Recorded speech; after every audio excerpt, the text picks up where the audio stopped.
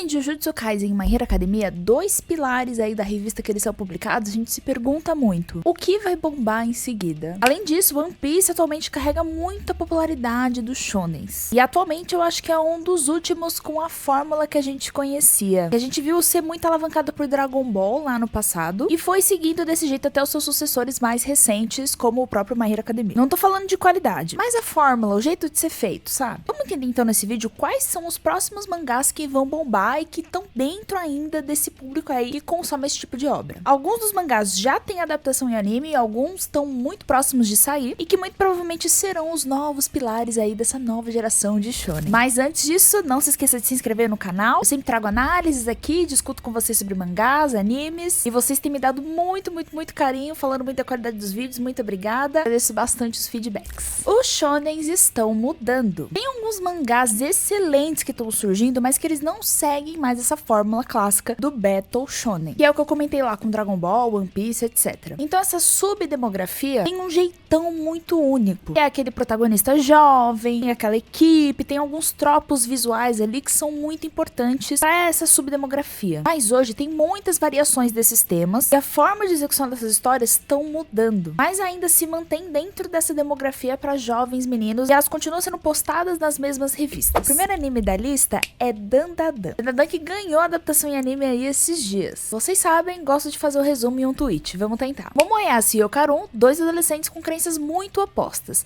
Eles fazem uma aposta para provar se fantasmas ou alien existem. Ao investigarem, acabam se envolvendo em um perigo com seres de ambos os mundos. E aí os dois acabam formando uma amizade muito bonita e engraçada de acompanhar. O mangá de Dandadan estreou em abril de 2021. Então ele tá aí no mercado já há um tempinho. O autor é o Yukinobu Tatsu. E esse cara, ele foi assistente do Fujimoto, de Chainsaw Man. E Dandadan, além disso, ele é publicado na versão online da Jump, que é a Jump Plus. Não é a Manga Plus, que a gente consome aqui no ocidente. É a Jump Plus. É literalmente uma versão online da Jump. Tem outras obras e tal. Dandadan consegue ter essa temática um pouquinho mais adulta, porque aborda temas mais sensíveis. E eu ainda vou fazer um vídeo só falando de Dandadan aqui. E como ele é publicado na revista online, ele também consegue ter essas liberdades criativas que talvez na revista ali aberta pro público, sabe, pra todo mundo consegue ver, ficaria uma coisa meio esquisita. Acho que Dandadan é uma das obras que mesmo antes de ter lançado o anime, já tinha um fandom bem consolidado. E foi um dos animes mais hypados, assim, pra esse ano. Estavam já se especulando, nossa, quando que vai lançar, quando que vai lançar? Além de Dandadan, falar de um tema que tá muito em alta, principalmente nessa época que ele foi lançado, 2021. Que era essa temática de exorcistas, espíritos, etc. Por algum motivo, na verdade eu acho que eu sei o motivo, eu acho que é por causa de Jujutsu Kaisen. Mas nessa época, tava surgindo tanto mangá de exorcismo, de fantasma, de coisa sobrenatural mesmo. Não só na Jump, mas em outras revistas também estavam surgindo, tava bombardeando de obras desse jeito. Porque, enfim, todo artista quer ter sua obra vista e lida pelo público, né? Então eles acabam indo por temas que tem muita chance de estourar. Um dia a gente pode conversar por que lança tantas obras iguais, parecidas e...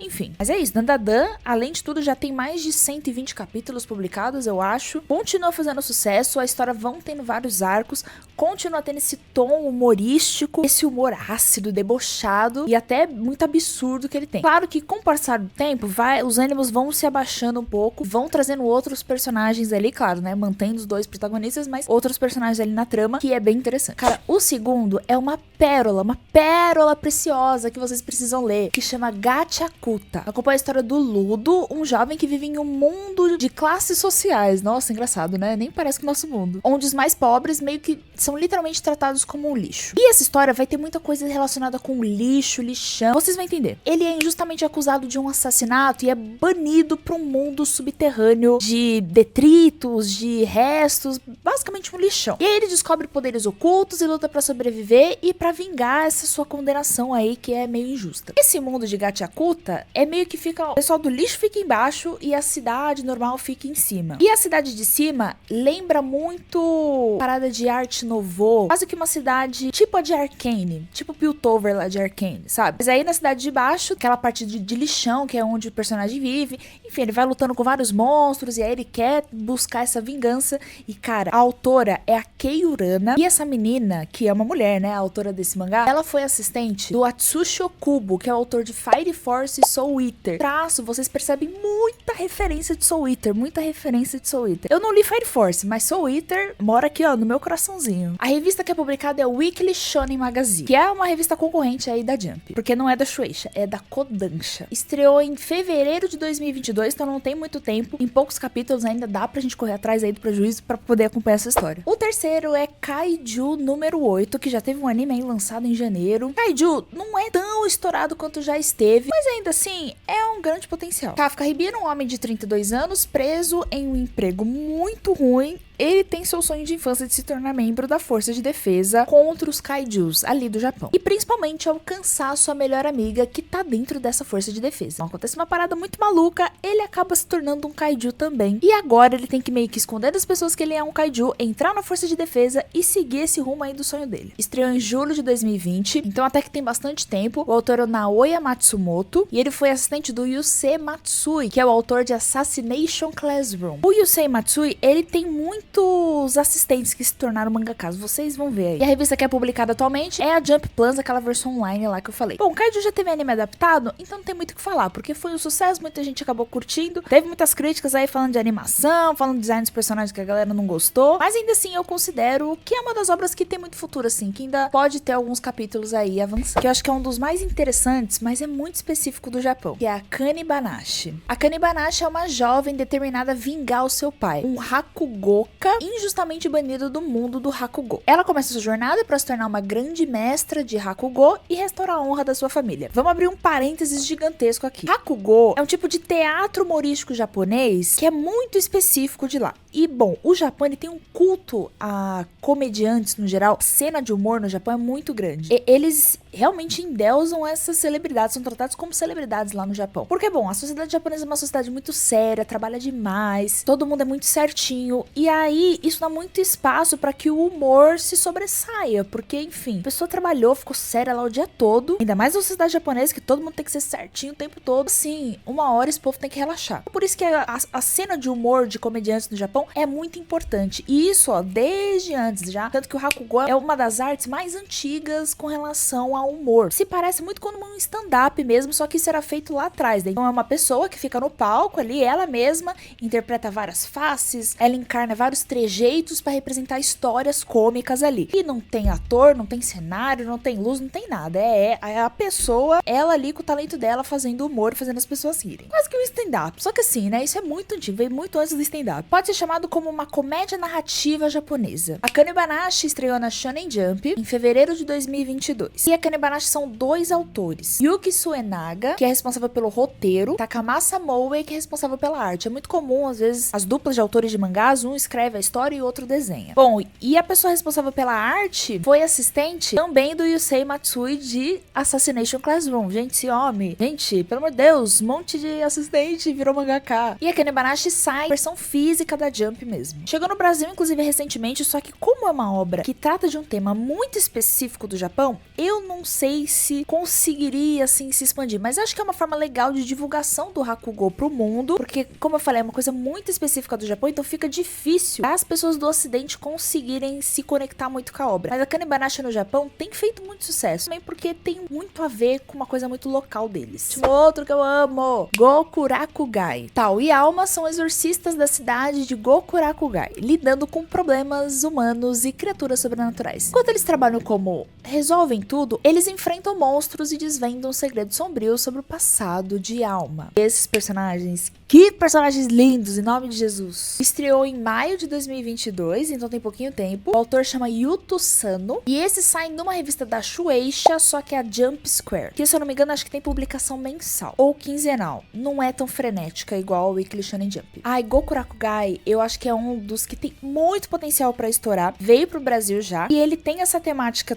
que eu já falei, tava muito famosa lá naquele período, que era de exorcismo, de fantasma sobrenatural, e ele mistura outro tema também, que começou a estourar muito. Eu teorizo que depois que Spy Family teve esse boom de vendas e de popularidade, e essa temática de espiões. sabe? Não são bem espiões, mas eles trabalham meio que com espionagem, uma coisa meio de máfia, ou esses fixers, sabe? Essa aura, assim, de pessoas que fazem trabalhinhos ali debaixo dos panos. De assassinos, talvez. E eles dois são basicamente isso. Eles são essas pessoas que trabalham debaixo dos panos, dão um jeito de ameaçar um, some com o corpo, resolvem um probleminha ali, fazem esse trabalho sujo, enquanto eles desvendam lá as coisas sobrenaturais. Mistura duas trupes que estão muito famosas hoje em dia. Kagurabachi. Putz, esse aí tem coisa pra falar, viu? Esse aí também dá um vídeo inteiro só pra falar de Kagurabachi. Chihiro é um jovem espadachim que busca vingança pelo assassinato de seu pai, um renomado forjador de espadas mágicas. Chihiro se envolve em uma batalha contra inimigos perigosos atrás das espadas que seu pai produziu. Estreou em setembro de 2023, então tem um ano agora. O autor é o Takeru Hokazono e sai na Weekly Shonen Jump. Kagurabachi começou como um mangá que fez muito sucesso no ocidente já desde o capítulo 1. Quando ele foi publicado lá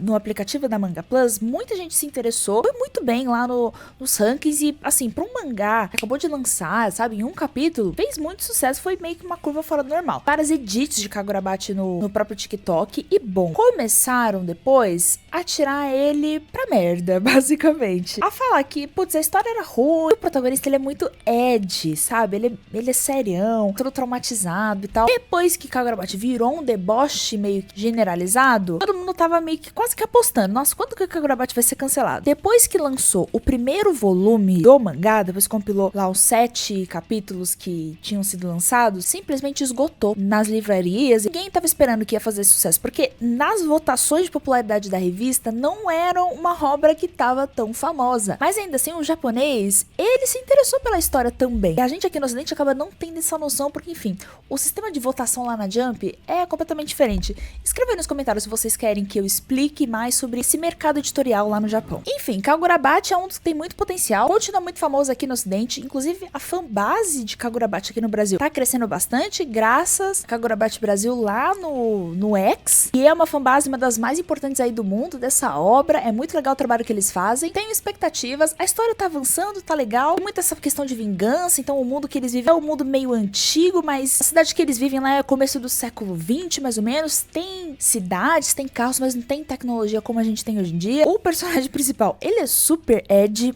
se você gosta de personagem edgy, vai fundo, porque Kagurabachi, ó, é literalmente o mais edginess de todos. E por último, um que finalmente foi anunciado no anime dele, que é Sakamoto Days. Taro Sakamoto, um lendário assassino que se aposenta para viver uma vida tranquila como dono de uma loja de conveniência. No entanto, seu passado perigoso o persegue, forçando-o a usar suas habilidades mortais para proteger a sua nova vida pacífica e a sua família. Sakamoto Days também é um dos que eu considero que teve esse start e que impulsionou muito essa temática de espiões, hitmen, sabe, pessoas assassinos. Estreou em novembro de 2020, então tem um tempinho, e o autor é o Yuto Suzuki, e também é publicado na Weekly Shonen Jump. Sakamoto Days é um caso que tá em publicação há muito tempo, o fandom, tanto internacional quanto dentro do Japão, é muito assíduo e é muito famoso, e nunca vinha o bendito anúncio do anime. Até que finalmente esse ano anunciaram a produção do anime de Sakamoto Days, agora no final do ano de 2024. E muita gente tem muita expectativa, porque realmente é um mangá muito famoso, muito divertido, porque além do próprio Sakamoto, que é um personagem super interessante e foge totalmente dessa trupe de pessoas jovens que ninguém aguenta mais, vão entrando ali personagens muito interessantes no ciclo dele, né? E ele vai enfrentando vários inimigos, também tem um quesinho de humor. Grande parte dessas obras aqui que eu falei, todas elas vão